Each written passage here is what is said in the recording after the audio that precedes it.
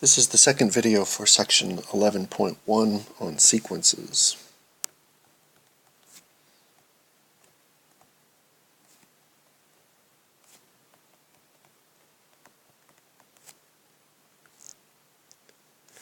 And this video only has one topic that's left from the section on sequences, and that's the monotone sequence theorem.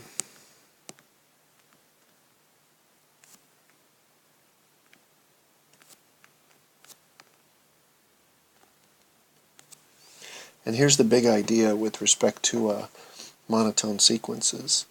So it says that if the terms, for example, of a sequence get smaller and smaller, but they never go past 0,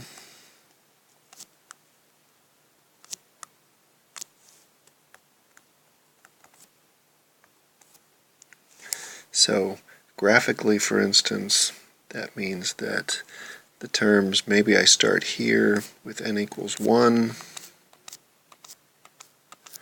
and as I move along the terms get smaller and smaller, but they never go past 0. What you see is what looks to be an asymptote pattern happening, and that's exactly what the theorem says. It says that the sequence has to converge.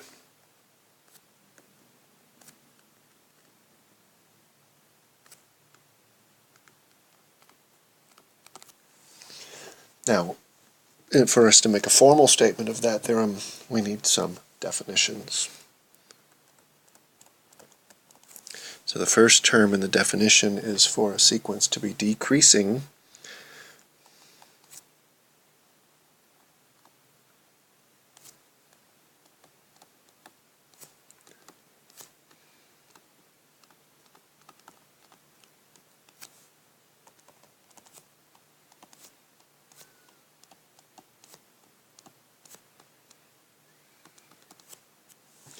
So a sequence AN is said to be decreasing if A1 is greater than A2 is greater than A3, and so on.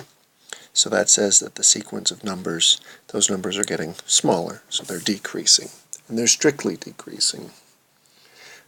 We generally write this out to say that AN is greater than AN plus 1 for all n greater than or equal to 1. And similarly, a sequence is increasing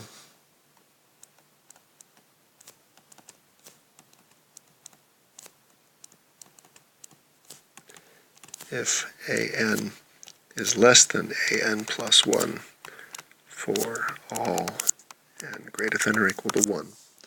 So as I move to the sequence, I get larger and larger numbers. And then the third term that we want to define is monotonic.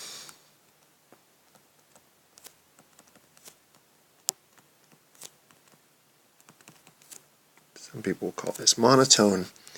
So it's monotonic if it's either increasing or decreasing.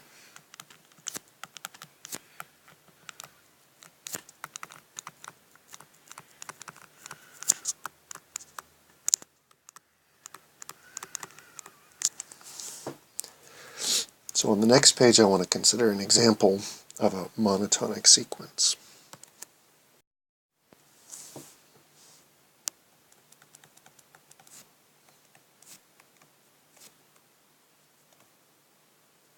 So I want to consider the sequence where the nth term an is 2n minus 3 over 3n plus 4.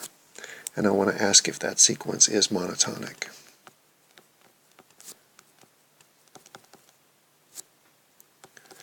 Now notice that the question as it's written, you have to check and see whether the sequence is either increasing or is it decreasing. And in order to get a good guess about whether it should be increasing or decreasing, what I did was I wrote out a few of the terms. So the first terms, when you write them out, you get -1/7, then you get 1/10, then you get 3/13, then you get 5/16, and you get 7/19. And that's not particularly helpful, so I wrote them out in decimal. So negative 0.14 approximately. This one is exactly 0.1. This one is approximately 0.23. This one is approximately 0.31. This one is approximately 0.37. And so what you see looks to me like these numbers seem to be getting larger and larger.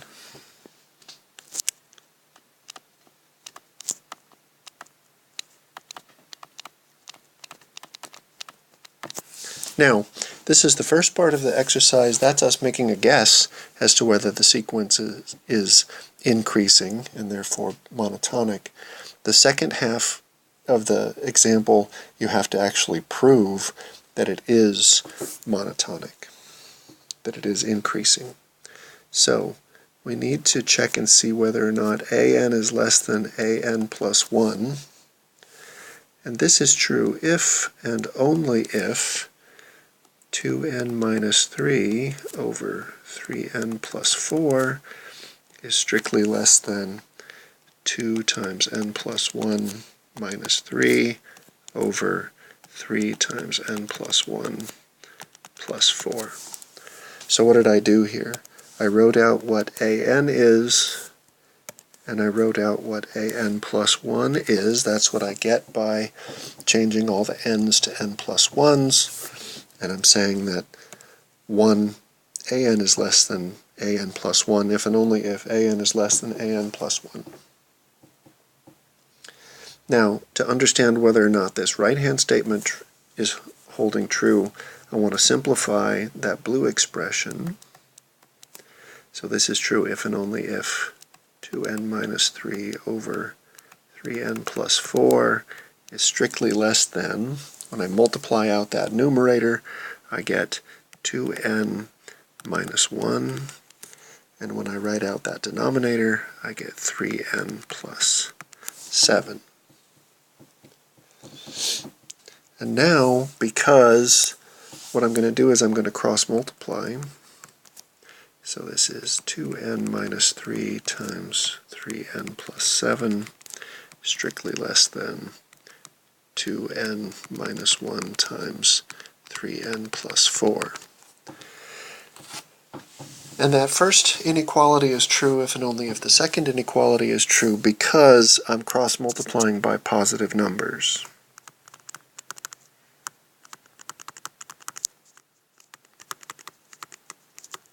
If I were to multiply by negative numbers, it would mess with the order of the inequality.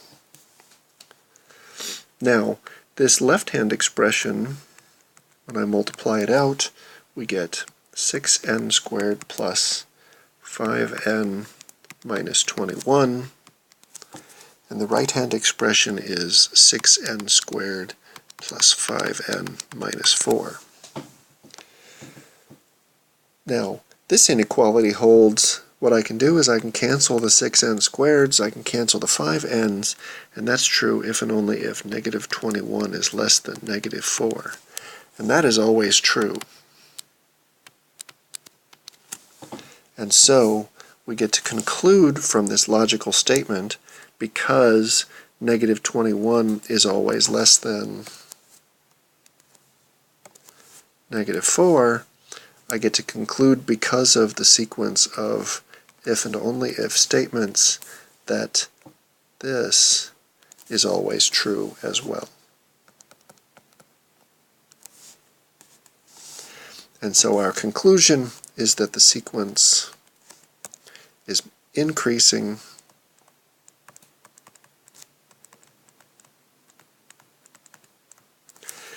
in particular, it's monotonic.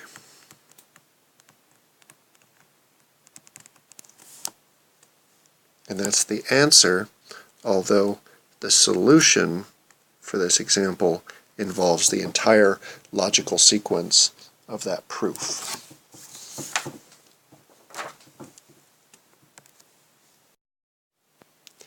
Now, an alternate way to see that that sequence is increasing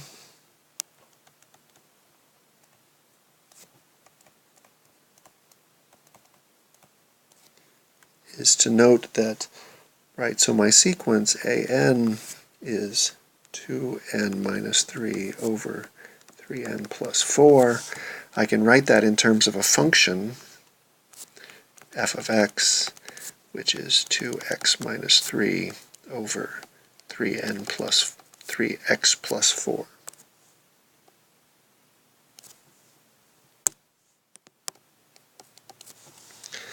And to check that my sequence is increasing is equivalent to check that my function is increasing.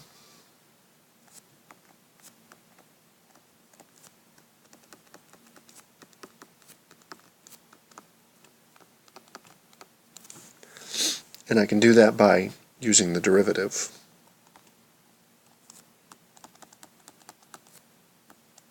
Right? Because we know from the section from Calc 1 on graphing functions that a function is increasing provided that its derivative is positive.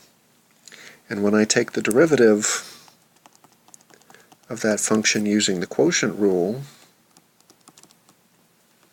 let me not write out all the details, I'll let you go back and remember how the quotient rule works. What I end up with after simplifying is 17 over 3x plus 4 quantity squared, which is a positive number divided by a positive number, and so is a positive number. So we get to conclude that our sequence is increasing.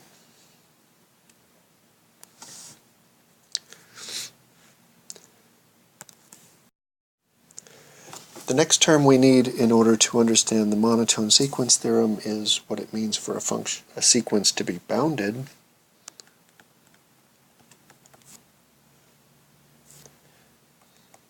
So we say that the sequence an is bounded below, right? So that means that it has some sort of a lower bound. So that's if there is a fixed number m such that an is greater than or equal to m for all values of n. And similarly, for a sequence to be bounded above is if it has an upper bound, or an upper limit, not upper limit, upper bound.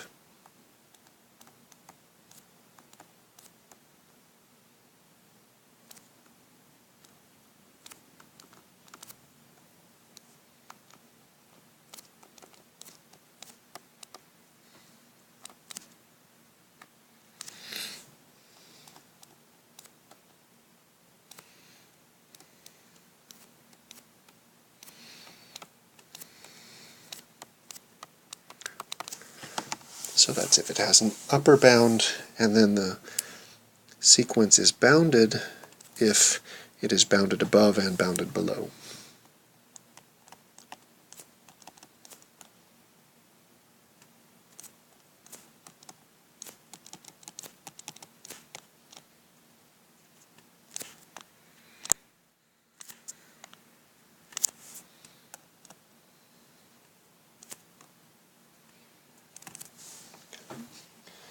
So what I want to do is I want to consider the sequence, as an example, the sequence we were considering before.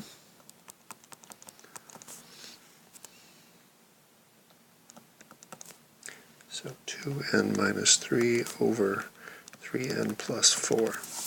I claim that this sequence is bounded, so we need to show that it is bounded above and it's bounded below.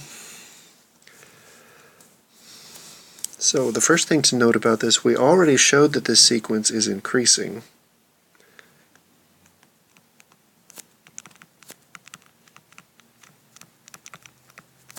right, we showed that, so a sub 1 is negative 1/7, and that's less than a2, which is less than a3, less than a4, etc. And so we automatically get to conclude that the sequence is bounded below, because here is a lower bound.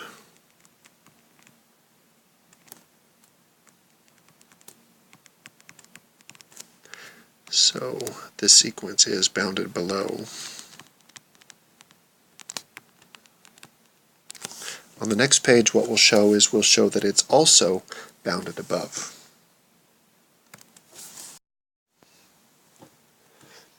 So to show that the sequence is bounded above, I need to make a good guess about an upper bound for the sequence.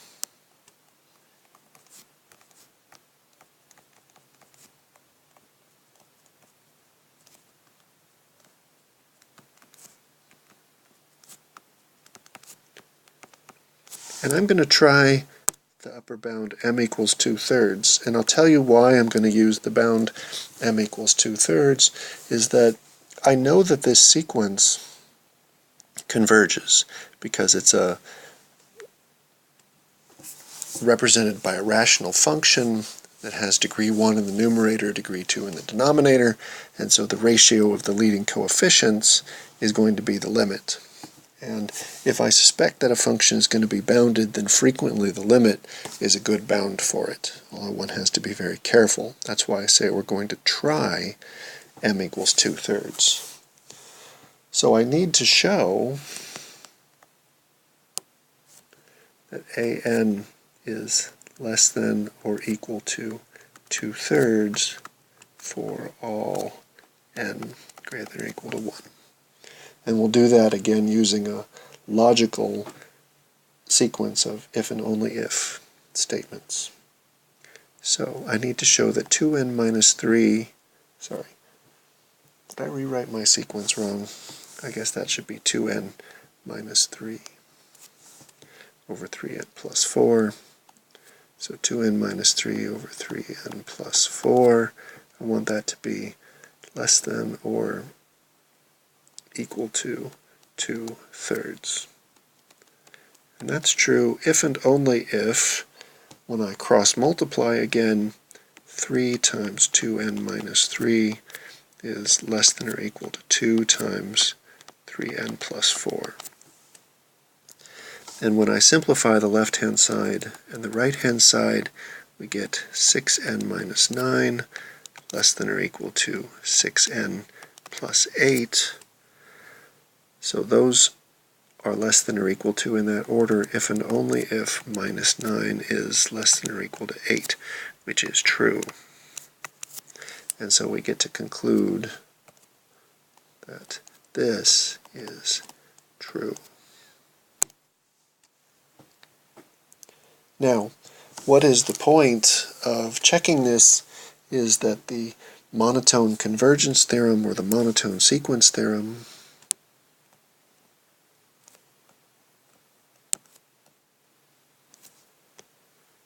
says the following. It says that if your sequence an is monotonic and bounded, then it is also convergent.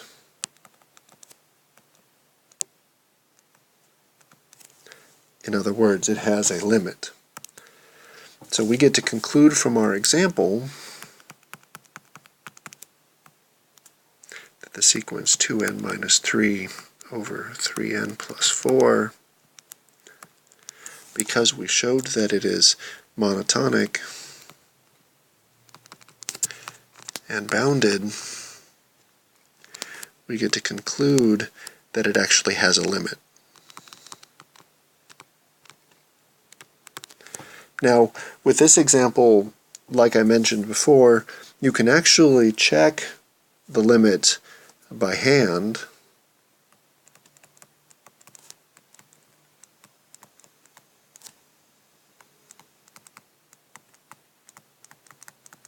Using a variety of techniques. For For instance, multiplying top and bottom by 1 over n.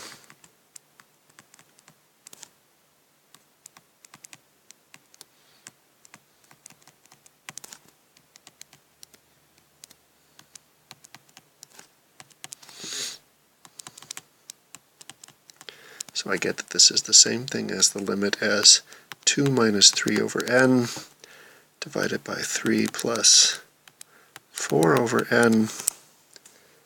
These terms here go to 0, and so we end up with 2/3. Now, so we've applied the monotone sequence theorem in a case where we can actually compute the limit, so we didn't need to use the monotone sequence theorem to conclude that it converges, but this theorem ends up being incredibly useful in other cases of sequences where we can't explicitly compute what the limit is, but we get to use the monotone sequence theorem in order to conclude that the limit exists, even though we don't know what it is.